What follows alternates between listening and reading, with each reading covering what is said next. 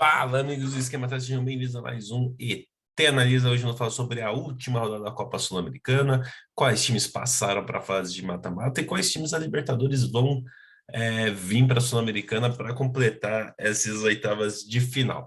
Mas antes, sigam a gente nas redes sociais, Facebook, Instagram, Twitter, esse lugar ao meu redor. Já se inscreve no canal, deixa o like, deixa o comentário, compartilha, ativa o sininho. Vamos pro vídeo. Greg, solta a vinheta. Muito bem, vou compartilhar a tela aqui com vocês. Vamos lá, Copa Sul-Americana. Bom, então esse é o grupo esse é a Copa Sul-Americana, grupo A de Lanús, Barcelona, de Guayaquil, Montevideo Wanderers e Metropolitano. O Lanús passa, inclusive, a final da Libertadores e da Copa Sul-Americana, se não me engano, vai ser lá em Guayaquil, lá na casa agora eu não sei se é na casa do Barcelona ou do Emelec. Mas enfim, eu acho que é na casa do Barcelona, e o Barcelona nem para a próxima fase sul-americana conseguiu passar muito pela própria incompetência. Então, todo mundo esperava que Lanús e Barcelona fossem brigar pela vaga, o Barcelona por ter sido semifinalista na última Libertadores, mas no final, aí, nas últimas rodadas, o Barcelona vacilando, o Montevideo Wanderers deu um trabalho para esses times, mas o que aconteceu? Na última rodada, o Montevideo Wanderers empatou com o Barcelona e o Lanús venceu o fraquíssimo Metropolitanos da Venezuela e passou Lanús na próxima fase da Copa Sul-Americana. No grupo, olha só, no grupo, não, peraí, o Melgar é do Peru, certo? Só para não falar besteira. Vou pegar aqui a minha do Melgar. É do Peru, então beleza. Melgar, Racing, Cuiabá e River Plate do Uruguai. Última rodada, o Racing precisa apenas empatar. Sim, empatar em casa com o River Plate do Uruguai para ir para a próxima fase. E não conseguiu. O Racing perde para o River Plate do Uruguai e o Melgar vence o Cuiabá por 3-1 e vai passar de fase e ir para a próxima fase da Copa Sul-Americana para as oitavas. Eu achei lá no começo, você pegou o vídeo, eu achei que Racing e Cuiabá iam brigar pela classificação.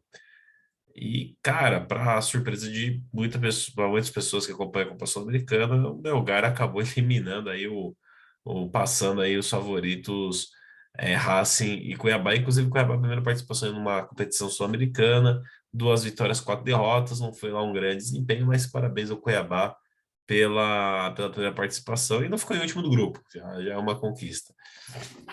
Então, o Melgar aí indo para a próxima fase e caindo um argentino, que é o que a gente gosta de ver, né?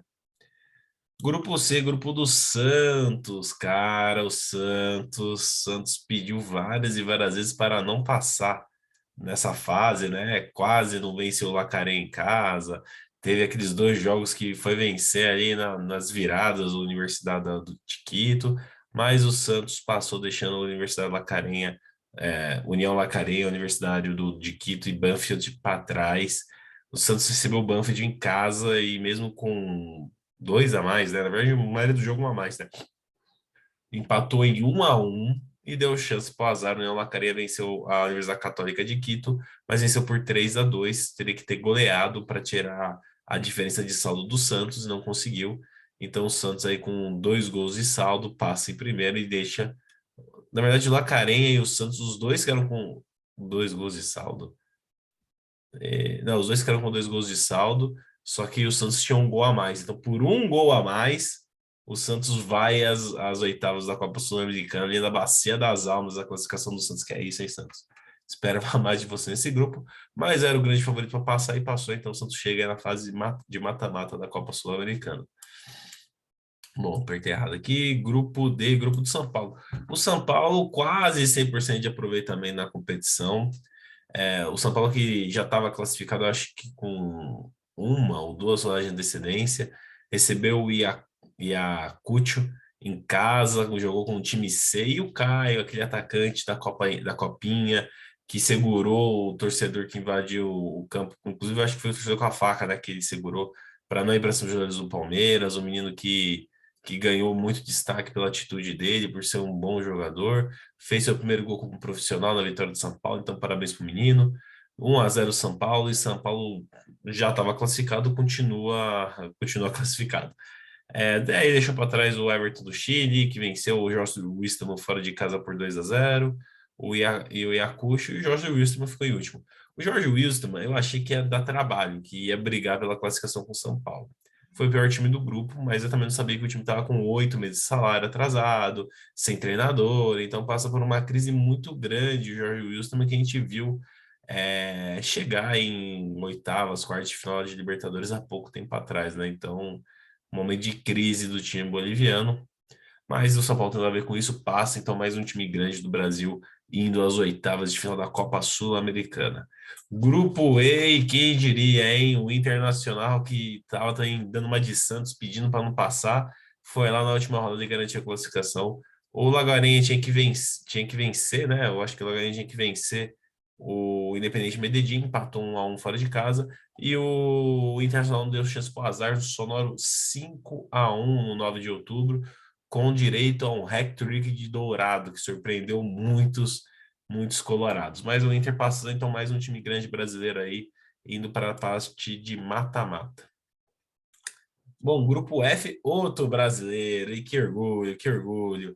O Atlético Goianiense passa de fase, deixando a poderosa, né? Poderosa, eu falo poderosa porque é campeão de Libertadores da Sul-Americana, LDU, Antofagasta e Defensa e Justiça para trás. Na última rodada, o Antofagasta venceu Defensa e Justiça, mas não valia mais nada para os dois. E o jogo que valia era entre LDU e Atlético Goianiense. Aí ele precisava vencer em casa, em Quito, na altitude Atlético Goianiense, para conseguir a classificação e o Atlético jogava por um empate. E o Atlético foi lá e conseguiu o empate 1-1 lá em Quito, na altitude. E o Atlético passa bravamente a fase de mata-mata. Parabéns para o Atlético Goianiense. Outro time que dá orgulho é o Ceará. Sim, o Ceará que estava disputando a vaga com o Independente. O Ceará que precisa. Assim, o Independente tinha que vencer o Ceará por 2 ou 3 gols de diferença para se classificar. E o Ceará não deu chance, não. Foi até a Argentina e venceu por 2-0. O único time 100%, com 100% de aproveitamento na Copa Sul-Americana. Incrível desempenho do Ceará. Acho que é a primeira vez que o Ceará joga a Copa Sul-Americana e já vai de 100% para a próxima fase. Parabéns ao Vozão. Né? Aí você viu já 5 brasileiros seguidos já se classificando aí para essa competição. Acho que o único brasileiro que não passou, não, tem 2 que não passou, né? Que foi Cuiabá e o Fluminense que a gente vai falar. Mas enfim, deixou, entre aspas, o Rei de Copas, né, que assim quer chamar o Independente, pelo caminho o General Cabadeiro e o Laguaira. O Laguaira, então aí parabéns ao Ceará pela incrível campanha na competição e muito pela primeira e última rodada, né? Um 2-0 Independente lá na Argentina e uma vitória de 2-1 em casa também sobre o Independente. Então a equipe que ia disputar com o Ceará essa classificação fica pelo caminho. E vou pagar o último grupo e, cara, olha esse último grupo, cara. Chegou na última rodada com 10 pontos o Júnior Barranquilla, com 9 pontos o União Santa Fé e com 8 pontos o Fluminense. Então eram os 3 times que brigavam. O Fluminense precisava que o Júnior Barranquilla e a União Santa Fé empatassem, ele teria que vencer por 6 gols de diferença o Oriente Petroleiro para conseguir se classificar. O Oriente Petroleiro, saco de pancada, né? O último do grupo, com nenhum ponto feito, 23 gols, 23 gols sofridos em 6 jogos. Pior que isso, só apesar que fiz aí num ponto, né? Mas o Independente lá, Petroleiro do Grupo Palmeiras, foi 26 gols em 6 jogos. Então, os times bolivianos muito bem representados aí nas competições sul-americanas. O Fluminense fez o que precisava fazer, tinha que vencer por 6 gols de diferença e fez 10-1 no Oriente Petroleiro. 10-1. É a maior goleada do Fluminense na história de competições internacionais, Sul-Americana e Libertadores, eu digo.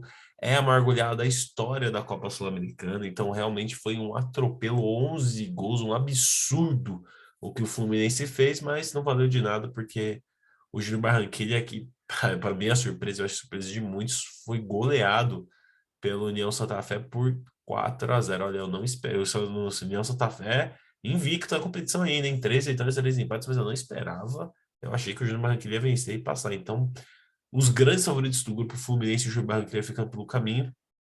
E o surpreendente time argentino União Santa Fé passando aí para a fase de mata-mata. Cara, e o Fluminense, na minha opinião, é que o 2-1 de saída, assim, você faz 2-1 para dar Deus pela competição, é complicado, né?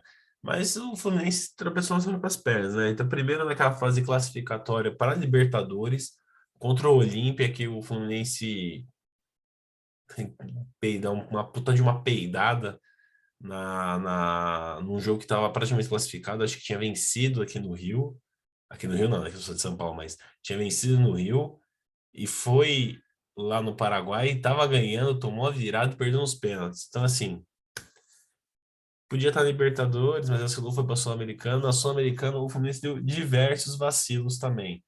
Então, na quinta rodada, empatou com o União Santa Fé, tinha que ter vencido. Na anterior, empatou os dois jogos contra o União Santa Fé, tanto em casa quanto fora. Se tivesse vencido em casa, estaria classificado, entendeu? Tomou um sapeca aí, tomou um 3-0 do Júnior Barranquilla lá em Barranquilla, mas assim, perder para o Júnior Barranquilla é ok, mas lá, mas 3-0 foi complicado. Enfim, o problema é que empatou 0-0 os dois jogos e tropeçou no Júnior Barranquilla. Então, assim, mais uma vez esse ano o Fluminense não deu uma competição internacional. Primeiro foi Libertadores, agora para o Sul-Americano, por tropeços dele mesmo, assim. Poderia ter vencido os jogos que precisava vencer e não venceu, então ficando pelo caminho. Júnior Barranquilla e Fluminense aí que eram os favoritos ficando e União Santa Fé passando. Então temos aí classificados, então, Lanús, Melgar, Santos, São Paulo, Internacional, Atlético Goianiense, o Ceará e o União Santa Fé. Dois argentinos, cinco brasileiros e um peruano. E de quebra vão sortear para enfrentar os que ficam em terceiro lugar na Copa Libertadores, que é o Deportivo Táchira venezuelano, o The Strongest boliviano, o Nacional do Uruguai, o Independente Del Valle, que eu acho que é do Equador, Deportivo Cali da Colômbia e o Colo-Colo do Chile. O Olímpia, aí, ó, podia ter de novo o Fluminense e Olímpia, aí, ó, vou tirar a rixa, tirar o Fluminense se vingar, mas não passou, né? E o Universidade Católica do Chile. Então, esses são os times que vão estar no sorteio de mais tarde agora, né? Que eu tô gravando aqui na quinta, mas o vídeo está na sexta, para enfrentar, para jogar aí as oitavas de final da Copa Sul-Americana. Então é isso. Falei pra gente qual o confronto que você quer ver, quem você acha que vai enfrentar quem. E é isso, gente. Espero que vocês tenham gostado do vídeo. A gente volta sexta-feira à noite para fazer uma análise das oitavas da Libertadores e da Sul-Americana. E é isso, até a próxima. Falou.